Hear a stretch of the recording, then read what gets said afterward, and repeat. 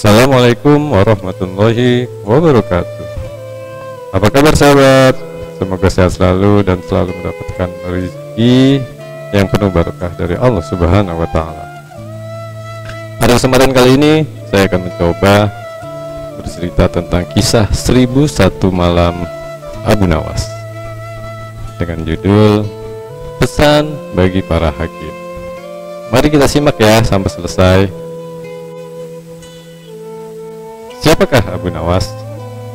Tokoh yang dianggap jenaka namun juga dianggap ulama besar sufi.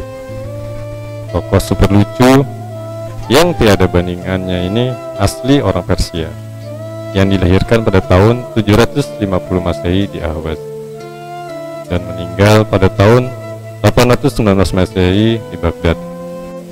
Setelah dewasa, ia mengembara ke Basrah dan Kufah. Di sana ia belajar bahasa Arab dan bergaul karib sekali dengan orang-orang Badui padang pasir. Karena pergaulannya itu, ia mahir bahasa Arab dan adat istiadat dan kegemaran orang Arab. Ia juga pandai bersyair, berpantun, dan menyanyi. Ia sempat pulang ke negerinya, namun pergi lagi ke Baghdad bersama ayahandanya. Keduanya menghambakan diri kepada Sultan Harun al-Rasyid, Raja Baghdad. Mari kita mulai kisah penggeli hati ini. Bapaknya Abu Nawas adalah penghulu kerajaan Baghdad bernama Maulana. Pada suatu hari, bapaknya Abu Nawas yang sudah tua sakit parah dan akhirnya meninggal dunia. Abu Nawas dipanggil ke istana. Ia diperintah Sultan untuk mengubur jenazah bapaknya. Bagaimana adat Syekh Maulana, apa yang dilakukan Abu Nawas hampir tidak bedanya dengan Kadi Maulana, baik mengenai tata cara memandikan jenazah hingga mengkafani, menyalati dan mendoakannya. Maka Sultan bermaksud mengangkat Abu Nawas menjadi Kadi atau penghulu pengganti kedudukan bapaknya. Namun dengan mendengar rencana sang Sultan, tiba-tiba Abu Nawas yang cerdas itu tampak berubah menjadi gila. Usai upacara pemakaman bapaknya, Abu Nawas mengambil sepotong batang pisang dan diperlakukannya seperti kuda. Ia menunggang kuda dari batang pisang itu sambil berlari-lari dari kuburan bapaknya menuju rumahnya. Orang yang melihat menjadi terheran-heran dibuatnya. Pada hari yang lain, ia mengajak anak-anak kecil yang jumlahnya cukup banyak untuk pergi ke makam bapaknya. Dan di atas makam bapaknya itu, ia mengajak anak-anak bermain rebana dan bersukacita. Kini semua orang semakin heran atas kelakuan Abu Nawas itu. Mereka menganggap Abu Nawas sudah menjadi gila karena meninggal oleh bapaknya. Pada suatu hari, ada beberapa orang utusan dari Sultan Harun al-Rasyid datang menemui Abu Nawas. "Hai Abu Nawas, kau dipanggil Sultan untuk menghadap ke istana," kata wazir utusan Sultan. "Buat apa Sultan memanggilku? Aku tidak ada keperluan dengannya," jawab Abu Nawas dengan entengnya seperti tanpa beban. "Hei Abu Nawas, kau tidak boleh berkata seperti itu pada rajamu. Hei wazir, kau jangan banyak cakap. Cepat kembali, ambil ini kudaku dan mandikan di sungai supaya bersih dan segar," kata Abu Nawas sambil menyodorkan sebatang pohon pisang yang dijadikan kuda-kudaan. Si wazir hanya menggeleng-geleng kepala melihat kelakuan Abu Nawas. "Abu Nawas, kau mau atau tidak menghadap Sultan?" kata wazir. "Katakan kepada rajamu, aku sudah tahu, maka aku tidak mau," kata Abu Nawas. "Apa maksudnya Abu Nawas?" tanya wazir dengan rasa penasaran. "Sudah pergi sana, bilang saja begitu pada rajamu," sergah Abu Nawas sambil menyaruk debu dan dilempar ke arah wazir dan teman-temannya. Wazir segera menyingkir dari halaman Abu Nawas. Mereka melaporkan keadaan Abu Nawas yang seperti tak waras itu kepada Sultan Harun al-Rasyid. Dan geram Sultan berkata, "Kalian bodoh semua. Hanya menghadapkan Abu Nawas kemari saja tak becus. Ayo pergi sana ke rumah Abu Nawas, bawa dia kemari dengan sukarela ataupun paksa." segera mengajak beberapa prajurit istana dan dengan paksa Abu Nawas dihadirkan di hadapan raja. Namun lagi-lagi di depan raja Abu Nawas berlagak seperti orang gila, bahkan tingkahnya ugal-ugalan tak selayaknya berada di hadapan seorang raja. Abu Nawas, bersikap sopanlah, tegur Baginda. Ya Baginda, tahukah Anda apa Abu Nawas? Baginda, terasi itu aslinya dari udang. Kurang ajar, kau menghina aku Nawas, kata sang raja. Tidak Baginda, siapa bilang udang berasal dari terasi? Baginda merasa dilecehkan, ia anak hitam, dan segera memberi perintah kepada para pengawalnya. Hajar dia, pukul dia sebanyak 25 kali. Wah, Abu Nawas yang kurus kering itu akhirnya lemas, tak berdaya dipukuli tentara yang bertubuh kekar. Usai dipukuli, Abu Nawas disuruh keluar istana. Ketika sampai di pintu gerbang kota, ia dicegat oleh penjaga. Hei Abu Nawas, tempo hari ketika engkau hendak masuk ke kota ini, kita telah mengadakan perjanjian. Masa kau lupa perjanjianmu itu? Jika engkau diberi hadiah oleh Baginda, maka engkau berkata, aku bagi dua. Engkau satu bagian, aku satu bagian. Nah sekarang mana bagianku itu? Hei penjaga pintu, apakah kau benar-benar menginginkan hadiah Baginda yang diberikan padaku tadi? Ya tentu, itu kan sudah merupakan perjanjian kita. Baik, aku berikan semuanya, bukan hanya satu bagian. Wah, ternyata kau baik hati Abu Nawas. Memang harusnya begitu. Kau kan sudah sering menerima hadiah dari Baginda. Tanpa banyak cakap lagi, Abu Nawas mengambil sebatang kayu yang agak besar. Lalu orang itu dipukulnya sebanyak 25 kali. Tentu saja orang itu menjerit-jerit kesakitan dan menganggap Abu Nawas telah menjadi gila.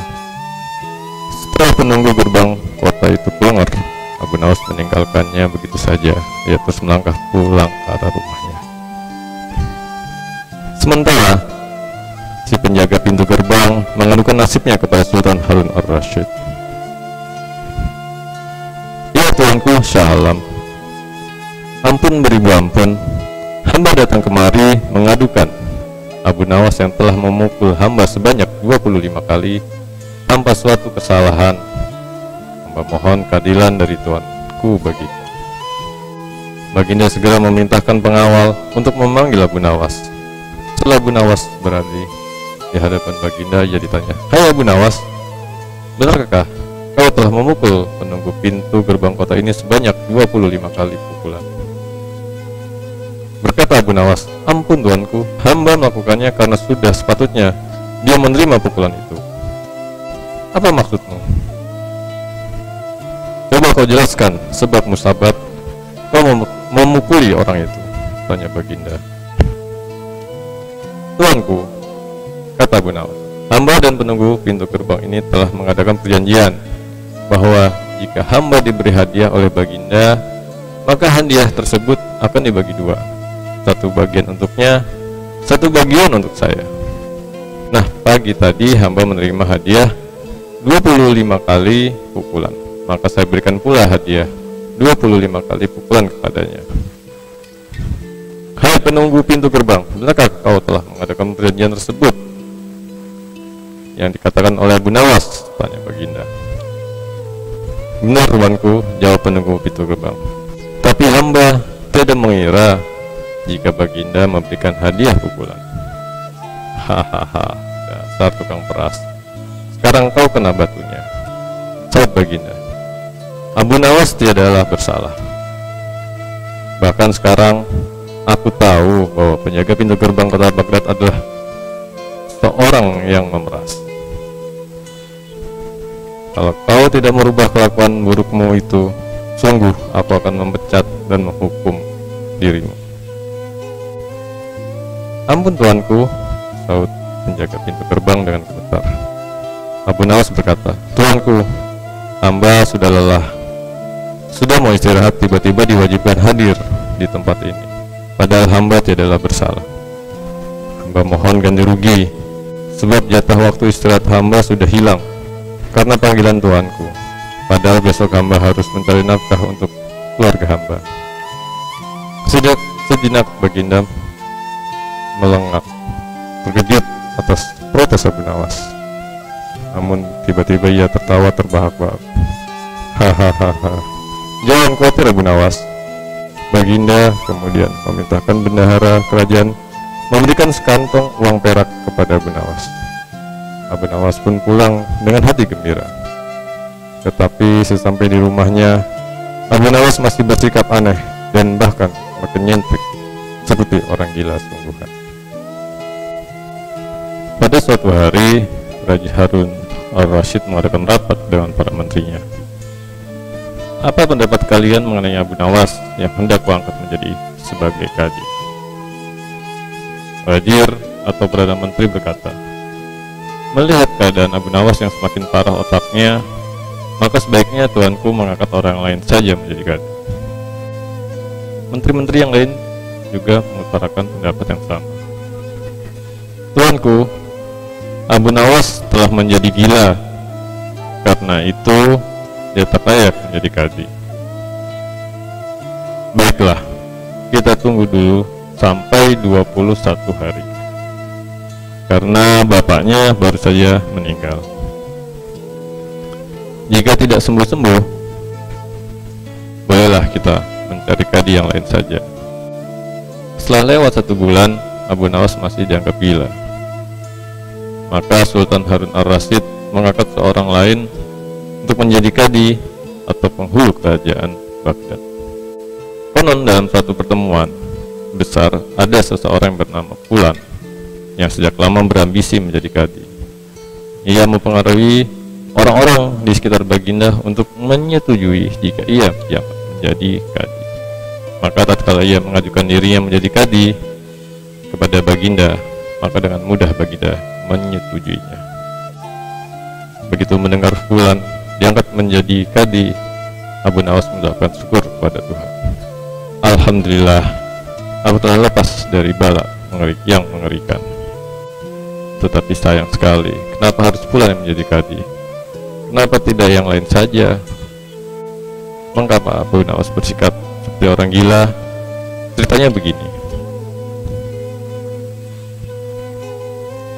Pada suatu hari, ketika ayah handanya sakit parah dan hendak meninggal dunia, ia dipanggil Abu Nawas untuk menghadap.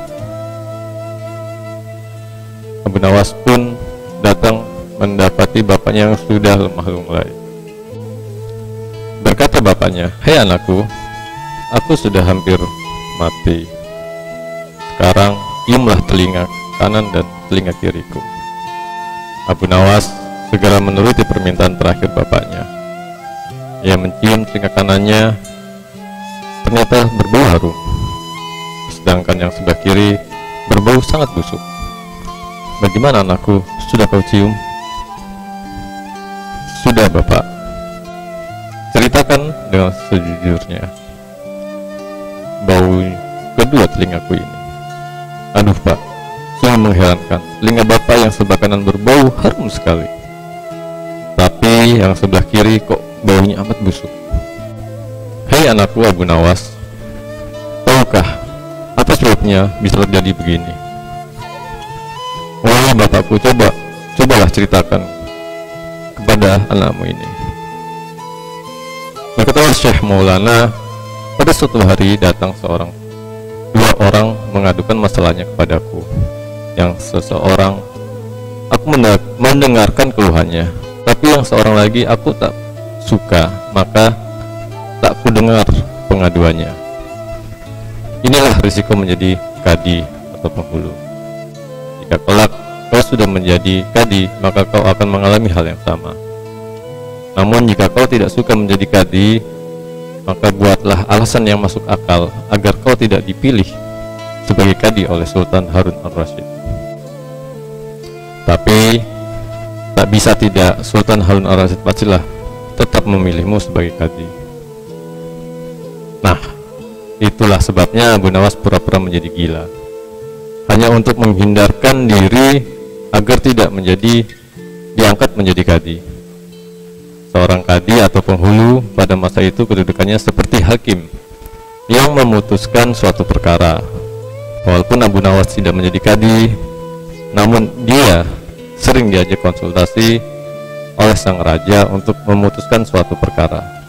Bahkan ia kerap kali dipaksa datang ke istana hanya sekedar untuk menjawab pertanyaan baginda raja yang aneh-aneh dan tidak masuk akal.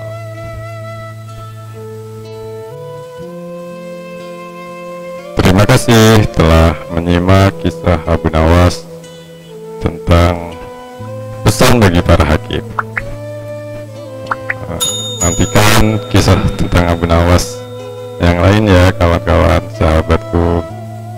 Assalamualaikum warahmatullahi wabarakatuh.